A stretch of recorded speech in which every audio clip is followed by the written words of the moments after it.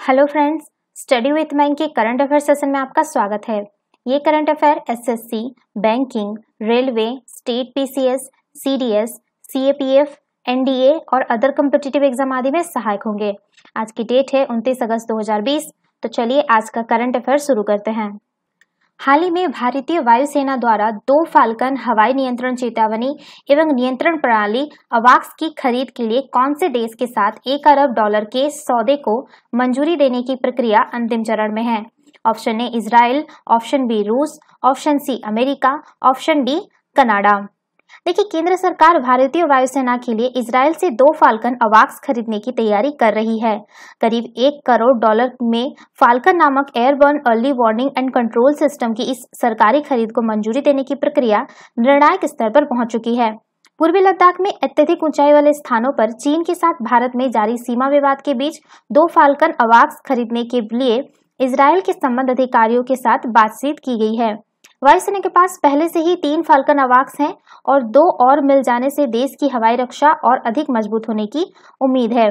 बात करें airborne early warning and control system की, तो airborne early warning and control system यानी अवाक्स एक हवाई रडार पिकेट प्रणाली है जिसे लंबी दूरी पर विमान, जहाजों और वाहनों का पता लगाने के लिए डिजाइन किया जाता है। यह प्रणाली विमान पर ही कमांड एवं कंट्रोल तथा पूर्व चेतावनी सुलभ कराती है, जिससे वायुसेना को हवाई क्षेत्र में कम से कम समय में प्रभावकारी वर्चस्व सुनिश्चित करने में मदद मिलती है। बात करें फाल्कन अवाक्स की, तो फाल्कन अवाक्स को इजराइल की रक्षा कंपनी ने विकसित किया है। भारत ने फाल्कन अवाक्स को रूसी मूल के एलुसिन 76 परिवहन विमान पर लगाया गया है और इसकी शानदार निगरानी क्षमताओं को लेकर इसे आसमान में आंख कहा गया है। फाल्कन अवाक्स दुश्मन के विमान, उसकी मिसाइलों और सीमा पर सैनिकों की गतिविधियों का पता लगाने में सक्षम है। बात करें स्वदेशी अवाक्स के बारे में, तो भारतीय वायुसेना के लिए रक्षा अनुसंधान एवं विकास संगठन यानी डीआरडीओ ने स्वदेशी airborne early warning and control system यानी अवाक्स भी विकसित किया है। वर्ष 2003 में डीआरडीओ ने स्वदेश अवाक्स विकसित करने की परियोजना की शुरुआत की थी। तो इसका सही आंसर होगा ऑप्शन ए इजराइल। चलिए नेक्स्ट क्वेश्चन पर चलते हैं। हाल ही में कैटेगरी 4 के में वर्गीकृत हरिकेन लारा नामक चक्रवात कौन से देश से टकराने वाला है? Option A Mexico, option B Brazil, option C Colombia, option D संयुक्त राज्य अमेरिका। देखिए, संयुक्त राज्य अमेरिका पर अब चक्रवाती तूफान लॉरा का एक और संकट आया है। कैटेगरी 4 में वर्गीकृत हरिकेन लॉरा अपना खतरनाक रूप धारण कर चुका है, जिससे ये तूफान यहाँ भारी तबाही मचा सकता है।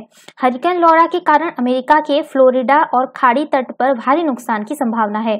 इस तूफान के कारण अरकानसस और ओहियो के अलावा टेनेसी वैली में बाढ़ का खतरा भी है।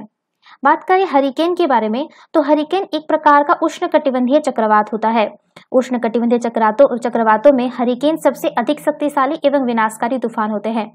जब किसी तूफान की अधिकतम गति 74 मील प्रति घंटे हो जाती है तो उसे हरिकेन कहा जाता है। तूफान की गति के अनुसार हरिकेन का वर्गीकरण किया जाता है। हरिकेन की गति 157 मील प्रति घंटे से भी ज्यादा हो सकती है। बात करें उष्णकटिबंधीय चक्रवात की, तो परिवर्तनशील, अस्थिर व उच्च गतिशील हवाओं का ऐसा चक्र जिसके केंद्र में निम्न वायुदाब तथा बाहर उच्च वायुदाब होता है, उसे चक्रवात की संज्ञा दी जाती है। अवस्थिति के आधार पर चक्रवात 2 प्रकार के होते हैं, एक उष्णकटिबंधीय चक्रवात तथा शीतोष्ण कटिबंध या वातांगरी चक्रवात। उत्तरी गोलार्ध में उष्णकटिबंधीय चक्रवातों को हरिकेन, टाइफून आदि नामों से जाना जाता है। उष्णकटिबंधीय चक्रवात 5 डिग्री से 30 डिग्री उत्तर तथा 5 डिग्री से 30 डिग्री दक्षिण अक्षांशों के बीच सागरीय क्षेत्र में उत्पन्न होते हैं। कोरियोलिस बल के न्यूनतम या नगण्य होने के कारण उष्णकटिबंधीय चक्रवात भूमध्य रेखा के नजदीक उत्पन्न नहीं होते हैं। दक्षिणी गोलार्ध में उष्णकटिबंधीय चक्रवात घड़ी की सुइयों की दिशा यानी क्लॉकवाइज में तथा दक्षिण गोलार्ध में घड़ी की सुइयों के विपरीत दिशा में यानी काउंटर क्लॉकवाइज तथा चलते हैं। संयुक्त राज्य में विश्व मौसम संगठन के द्वारा उष्णकटिबंधीय चक्रवातों के नामकरण हेतु सूचियां तैयार की जाती है। तो इसका सही आंसर होगा ऑप्शन डी संयुक्त राज्य अमेरिका। चलिए नेक्स्ट क्वेश्चन पे चलते हैं।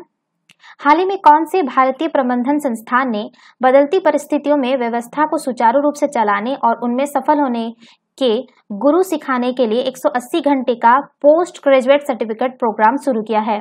Option A Indian Institute of Management Shillong, option B Indian Institute of Management Lucknow, option C Indian Institute of Management Indore, option D Indian Institute of Management Bangalore.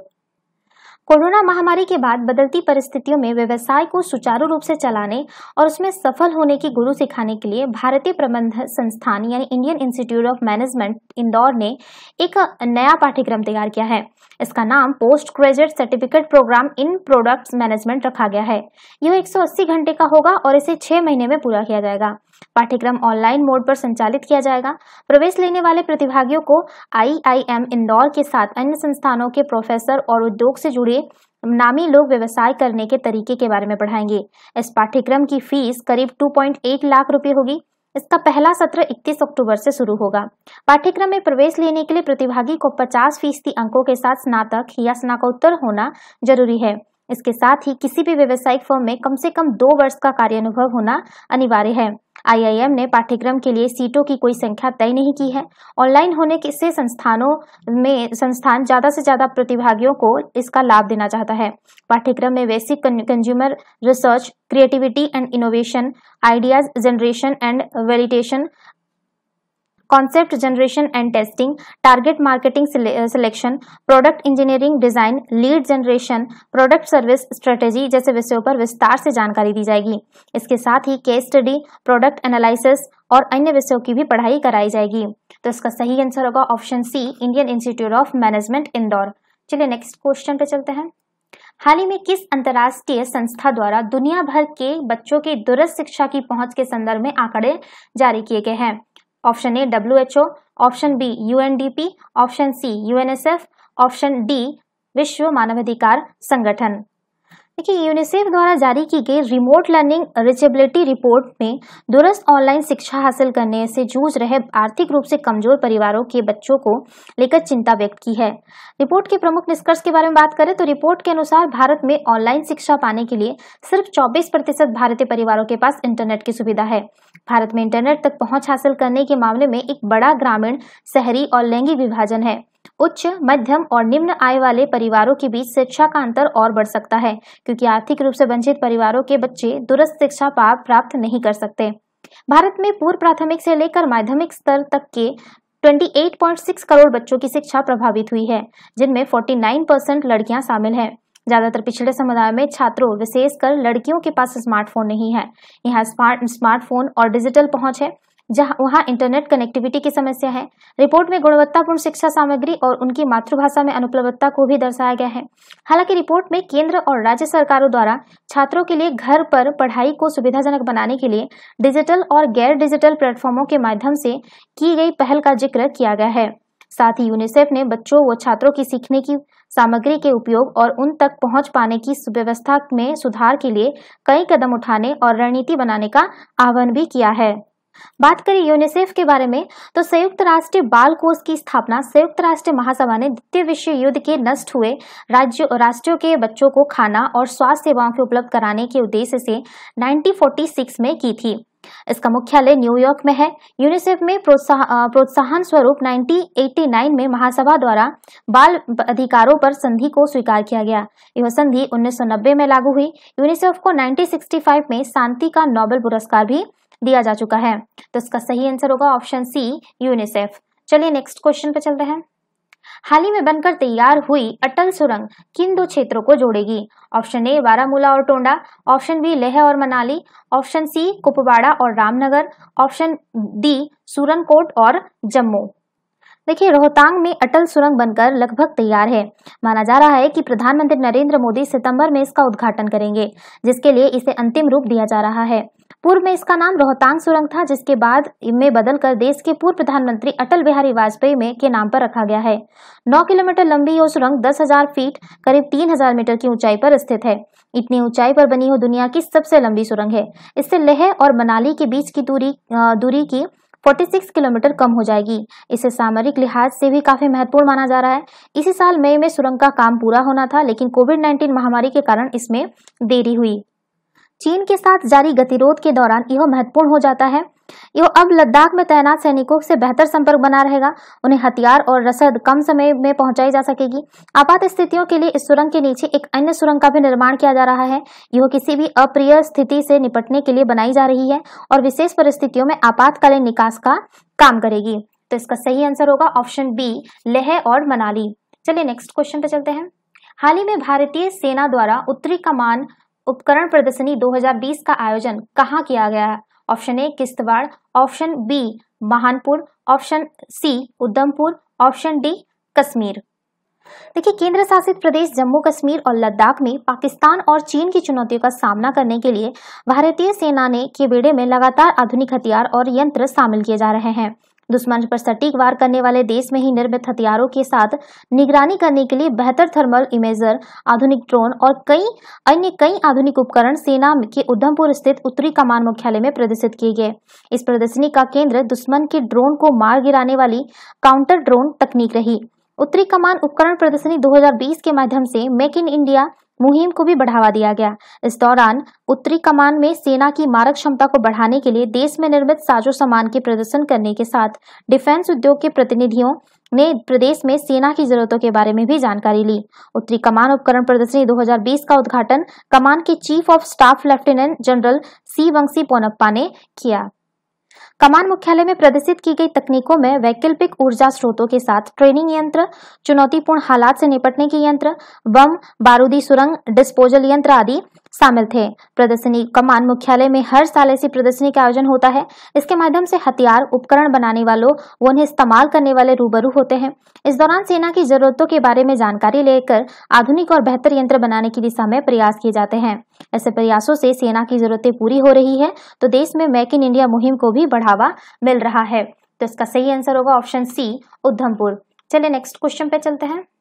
हाल ही में चर्चा में रही ईवी चिनैया बनाम आंध्र प्रदेश राज्य का मामला किससे संबंधित है? ऑप्शन ए ST/SC आरक्षण से, ऑप्शन बी महिला शिक्षा से, ऑप्शन सी जीवन का अधिकार से, ऑप्शन डी प्राइवेट सेक्टर में आरक्षण से। देखिए, सुप्रीम कोर्ट ने 2004 के फैसले पर फिर से विचार किए जाने की जरूरत है, जिसमें कहा था कि शैक्षणिक संस्थान में नौकरियों और प्रवेश में आरक्षण देने के लिए राज्यों के पास अनुसूचित जाति और अनुसूचित जनजातियों का उप वर्गीकरण करने की शक्ति नहीं है। जस्टिस अरुण मिश्रा की अध्यक्षता वाली 5 जजों की पीठ ने इस मामले को आगे विचार करने के लिए 7 जजों की बेंच के पास भेजे जाने की बात कही है। बात करें सुप्रीम कोर्ट के 2004 के फैसले के बारे में, तो वर्ष 2004 में सुप्रीम कोर्ट ने 5 जजों की संविधान पीठ में ईवी चिनैया बनाम आंध्र प्रदेश राज्य के मामले में फैसला दिया था कि किसी वर्ग को प्राप्त कोटे के भीतर एक और कोटे की अनुमति नहीं है। सुप्रीम कोर्ट के इसी फैसले के आधार पर पंजाब एवं हरियाणा हाईकोर्ट ने आरक्षण देने के लिए ST/SC को उपवर्गीकृत करने की पंजाब सरकार को शक्ति देने वाले राज्य के एक कानून को निरस्त कर दिया था। हाईकोर्ट ने अपने फैसले में पंजाब अनुसूचित जाति और पिछड़ा वर्ग अधिनियम 2006 की धारा 4 को रद्द कर दिया था, जिसके तहत प्रत्यक्ष भर्ती में अनुसूचित जाति के लिए आरक्षित रिक्तियों का 50% पहली वरीयता के रूप में वाल्मीकि और मजहबी सिखों को देने का प्रावधान था। ST/SC के आरक्षण के प्रावधान के बारे में बात करें तो अनुच्छेद 370 लोकसभा में अनुसूचित जातियों और अनुसूचित जनजातियों के लिए सीटों के आरक्षण का प्रावधान किया गया है। अनुच्छेद 332 में प्रत्येक राज्य की विधानसभाओं में अनुसूचित जातियों और अनुसूचित जनजातियों के लिए सीटों के आरक्षण का प्रावधान है। अनुच्छेद 243 घ पंचायतों में अनुसूचित जनजातियों के लिए सीटों के आरक्षण का उपबंध करता है। अनुच्छेद 15(4) और 16(4) के तहत क्रमशः शैक्षणिक संस्थानों और सरकारी सेवाओं में आरक्षण का प्रावधान है। तो इसका सही आंसर होगा ऑप्शन ए ST/SC आरक्षण से। चलिए नेक्स्ट क्वेश्चन पे चलते हैं। हाल ही में कौन से मंत्रालय द्वारा GIS से लैस राष्ट्रीय भूमि बैंक प्रणाली की शुरुआत की गई है? ऑप्शन ए सूक्ष्म लघु और मध्यम उद्यम मंत्रालय, ऑप्शन बी कॉर्पोरेट कार्य मंत्रालय, ऑप्शन सी कानून और न्याय मंत्रालय, ऑप्शन डी केंद्रीय वाणिज्य और उद्योग मंत्रालय। देखिए, केंद्रीय वाणिज्य एवं उद्योग मंत्री पीयूष गोयल ने GIS से लैस राष्ट्रीय भूमि बैंक प्रणाली की शुरुआत की है। यह निवेशकों को औद्योगिक भूमि और संसाधनों की उपलब्धता के बारे में वास्तविक समय की जानकारी प्राप्त करने में मदद करेगी। गोयल ने प्रणाली की शुरुआत करते हुए विश्वास व्यक्त किया है कि दिसंबर 2020 तक सभी राज्यों और केंद्र शासित प्रदेश इस प्रणाली से जुड़ जाएंगे। अभी इसमें 6 राज्य जुड़े हैं। इस प्रणाली को औद्योगिक सूचना प्रणाली और राज्यों की भौगोलिक सूचना प्रणाली का एकीकरण कर तैयार किया गया है। यह अभी शुरुआती चरण में है और इसे बाद में भूमि पहचान तथा खरीद के लिए अधिक सक्षम और पारदर्शी बनाने के लिए राज्यों से प्राप्त सूचनाओं के आधार पर विकसित किया गया है। यह मौजूदा प्रणालियों की क्षमताओं का लाभ उठा सकता है और निवेशकों को समयबद्ध अनुमोदन और वास्तविक समय पर स्थिति की जानकारी प्रदान कर सकता है। कृषि निर्यात नीति पर गोयल ने कहा कि अभी तक केवल 14 राज्यों में ही कार्य योजना को अंतिम रूप दिया है और अन्य राज्यों को इसे शीघ्रता से अंतिम रूप देना चाहिए। तो इसका सही आंसर होगा ऑप्शन डी, केंद्रीय वाणिज्य एवं उद्योग मंत्रालय। चलिए नेक्स्ट क्वेश्चन पे चलते हैं। हाल ही में सशस्त्र बल न्यायाधिकरण की मुख्य न्यायपीठ द्वारा वीडियो कॉन्फ्रेंसिंग के माध्यम से क्षेत्रीय न्यायपीठों से संबंधित मामलों में सुनवाई की शुरुआत की गई है। उपरोक्त में से कौन से कथन सशस्त्र बल न्यायाधिकरण के बारे में सही है? पहला है यह भारत में एक सैन्य न्यायाधिकरण है।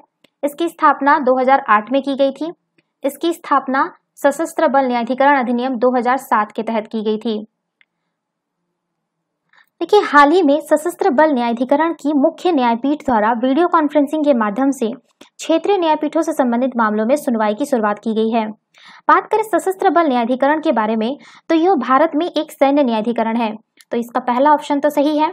इसकी स्थापना वर्ष 2009 में की गई है। तो ये जो सेकंड ऑप्शन है इसका 2009 होगा, तो ये तो गलत हो गया।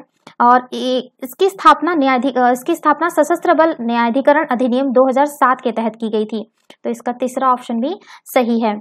सशस्त्र बल न्यायाधिकरण अधिनियम को 169 विधि आयोग की रिपोर्ट तथा उच्चतम न्यायालय के विभिन्न निर्देशों के आधार पर पारित किया गया था। बात करें इसके कार्य एवं शक्तियों के बारे में तो यह सेना अधिनियम 1950, नौसेना अधिनियम 1957 और वायुसेना अधिनियम 1950 के अत्यधीन व्यक्तियों के बारे में कमीशन, नियुक्तियों, अभ्यावेशनों और सेवा शर्तों के संबंध में विवादों और शिकायतों का अधिनिर्णय या सुनवाई करता है। न्यायाधिकरण की प्रत्येक खंडपीठ में एक न्यायिक सदस्य तथा अन्य प्रशासनिक सदस्य होते हैं। न्यायिक सदस्य उच्च न्यायालय का सेवानिवृत्त न्यायाधीश होता है। प्रशासनिक सदस्य के रूप में मेजर जनरल समकक्ष या इसके ऊपर रैंक के सेवानिवृत्त सैन्य बल अधिकारी शामिल होते हैं। जज, एडवोकेट जनरल, सेना का विधिक वो न्यायिक मुख्य प्रमुख को भी प्रशासनिक सदस्य के रूप में नियुक्त किया जा सकता है। सशस्त्र बल न्यायाधिकरण का अध्यक्ष पद पर सर्वोच्च न्यायालय का सेवानिवृत्त न्यायाधीश अथवा उच्च न्यायालय के सेवानिवृत्त मुख्य न्यायाधीश को नियुक्त किया जाता है। तो ये तो 1 और 3 कथन सही है, तो इसका ऑप्शन सी सही होगा, 1 और 3। चलिए नेक्स्ट क्वेश्चन पे चलते हैं। Eat out to help out यानी EOHO योजना कोविड-19 लॉकडाउन के बाद आतिथ्य व्यवसायों का कारोबार शुरू करने के लिए किस देश द्वारा शुरू किया गया है? ऑप्शन ए संयुक्त अरब अमीरात, option B United Kingdom, option C Israel, option D Canada. देखिए, eat out to help out यानी EOHO योजना कोविड-19 लॉकडाउन के बाद आतिथ्य व्यवसायों को कारोबार शुरू करने के लिए यूनाइटेड किंगडम सरकार द्वारा शुरू किया गया एक आर्थिक सुधार उपाय है। इस योजना का उद्देश्य रेस्टोरेंट उद्योग को घाटे से उबारना तथा नौकरियों का सृजन करना है। EOHO योजना के अंतर्गत सरकार अगस्त महीने के प्रति सप्ताह सोमवार से बुधवार तक रेस्तरां में भोजन पर 50% तक की सब्सिडी देगी। इस छूट की अधिकतम सीमा 10 ब्रिटिश पाउंड प्रति व्यक्ति होगी तथा यह योजना रेस्टोरेंट में खाना पैक करा के ले जाने तथा किसी पार्टी कैटरिंग पर लागू नहीं होती है। ग्राहकों को इस योजना का लाभ उठाने के लिए खर्च की कोई न्यूनतम सीमा निर्धारित नहीं है तथा न ही कोई संख्या सीमा तय की गई है। इस योजना का उद्देश्य ग्राहकों को रेस्टोरेंट से भोजन करने की प्रोत्साहन करना है। EOHO योजना की कुल लागत 500 मिलियन ब्रिटिश पाउंड होगी। इस योजना की आवश्यकता क्यों पड़ी? तो देखिए, पूरे विश्व में रेस्टोरेंट सेवा क्षेत्र महामारी से पूरी तरह प्रभावित हुआ है। ब्रिटेन में रेस्टोरेंट सेवा से संबंधित 2 सबसे प्रमुख चिंता है। पहली, ग्राहक कोरोना वायरस के डर से रेस्टोरेंट में आने से बच रहे हैं तथा दूसरे, अधिकांश लोग बाहर खाने पर खर्च करने हेतु अतिरिक्त आय की कमी का सामना कर रहे हैं। यह योजना उपभोक्ताओं के लिए बाहर खाने को अधिक किफायती बनाती है और रेस्टोरेंट में मांग को बहाल करने की सहायता करती है। उपभोक्ता मांग को बहाल करना ब्रिटेन की आर्थिक बहाली के लिए महत्वपूर्ण माना जा रहा है। देखिए, इस योजना की कुछ आलोचनाएं भी हो रही है, जैसे कि इस योजना को काफी जल्दी शुरू किया जा रहा है क्योंकि अभी तक यह स्पष्ट नहीं है कि समस्या का कारण लोगों द्वारा बाहर खाने की अनिच्छा के कारण मांग में कमी है अथवा सामाजिक दूरी के कारण। रेस्टोरेंट द्वारा पर्याप्त लोगों को भोजन करा पाने में असमर्थ होने के कारण आपूर्ति में कमी है। इस योजना में उच्च आय वाले व्यक्तियों सहित सभी को लाभान्वित किया गया है। उच्च आय वाले परिवार रेस्टोरेंट में भोजन के लिए स्वतः ही आते हैं। तो इसका सही आंसर होगा ऑप्शन बी, यूनाइटेड किंगडम। तो ये थे आज के करंट अफेयर। वीडियो पसंद आए तो लाइक, शेयर और कमेंट करना ना भूलें, साथ ही साथ चैनल को सब्सक्राइब करना ना भूलें। Thanks for watching, have a nice day.